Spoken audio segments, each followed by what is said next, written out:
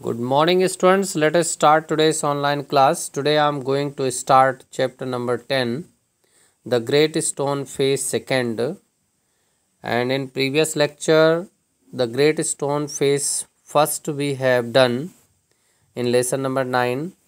Today I am going to continue that story which one already we had studied in previously. Before you read, I am going to take some lines here. Many years passed. Ernest was now a man of middle age. To his neighbors, who never suspected that he was anything more than an ordinary and familiar face.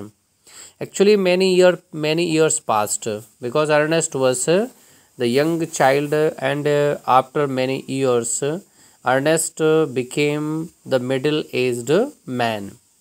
To his neighbors, what was there?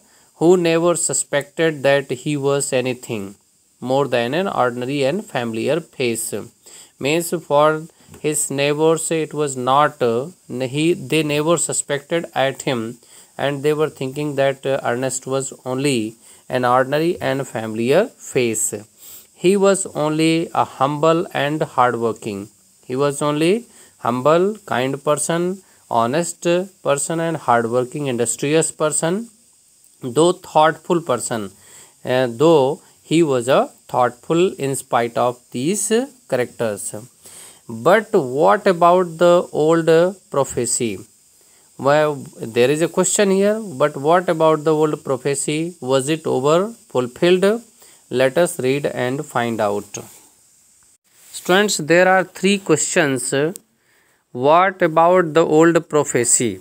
Means what happened about the old prophecy, and was it ever fulfilled? There is a questions. Was it over ever fulfilled about the prophecy? And we can say here the same face with the great stone face person had come in that valley. Now we have to find out those questions answers from this chapter. Let us read and find out. Para number first I am taking. The years hurried on and brought white hairs upon the head of Ernest.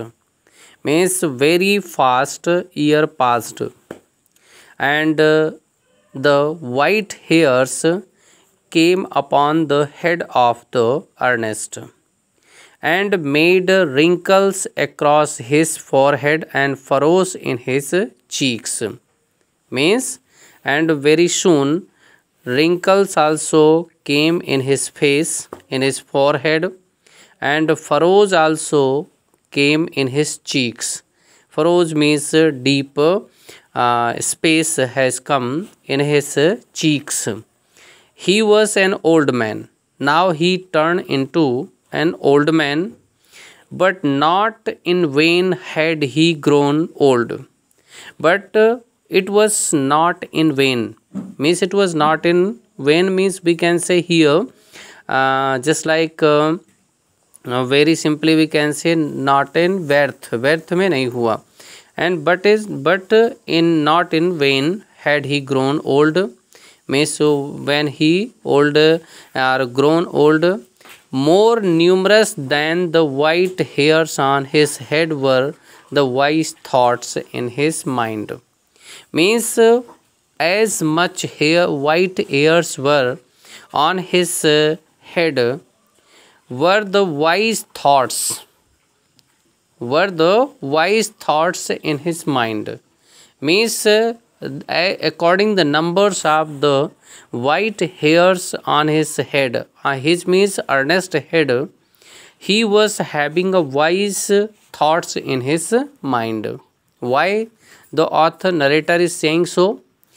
And Ernest had ceased to be obscure. Obscure means not well known. Means Ernest had ceased. Ernest has ceased. Ceased means find out. Ernest had ceased to be obscure.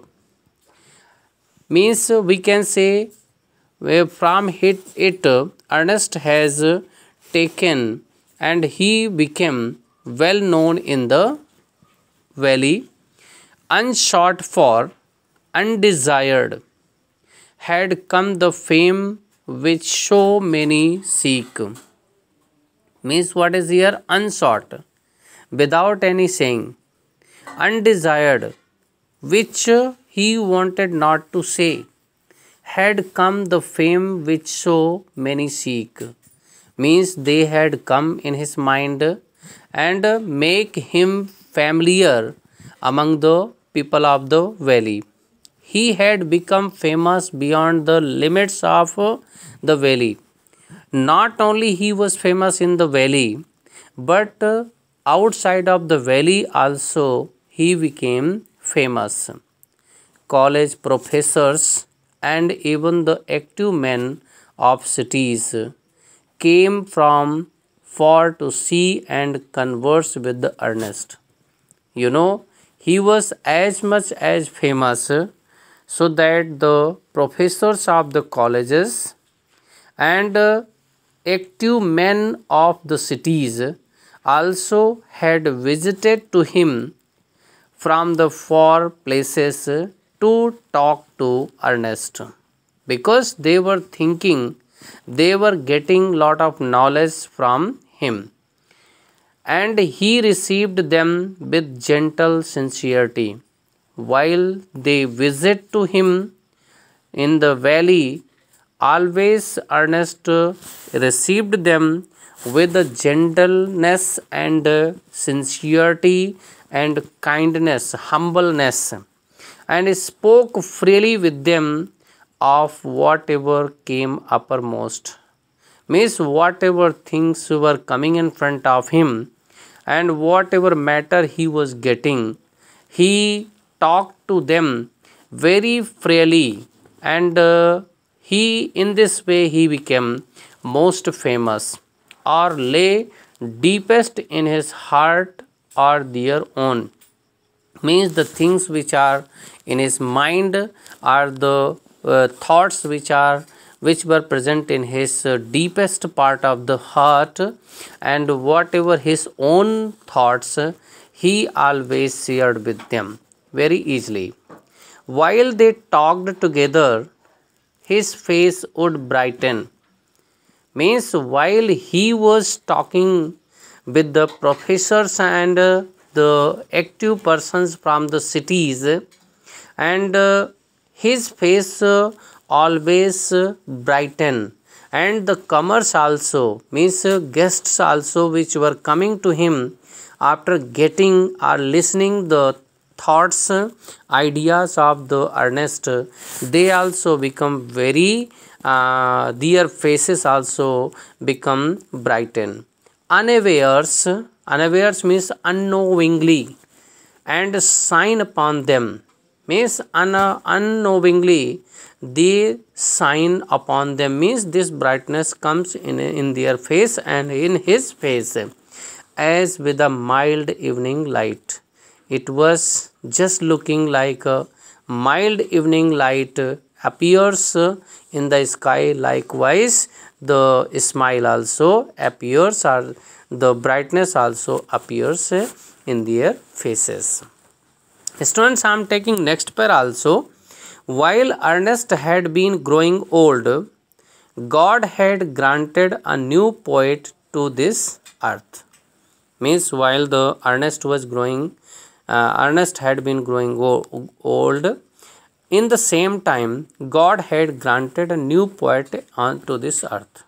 New poet also granted to that earth, to that part. He too was a native of the valley. He was also the native of the valley in any time, but had spent the greater part of his life in the distant cities. But he means poet, had spent the longest part, means there is given here distant cities.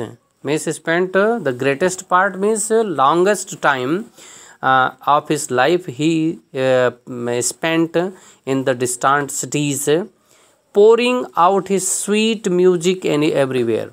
And the poet was pouring sweet music in his poems and expressed his opinion or thoughts in front of everybody and everywhere.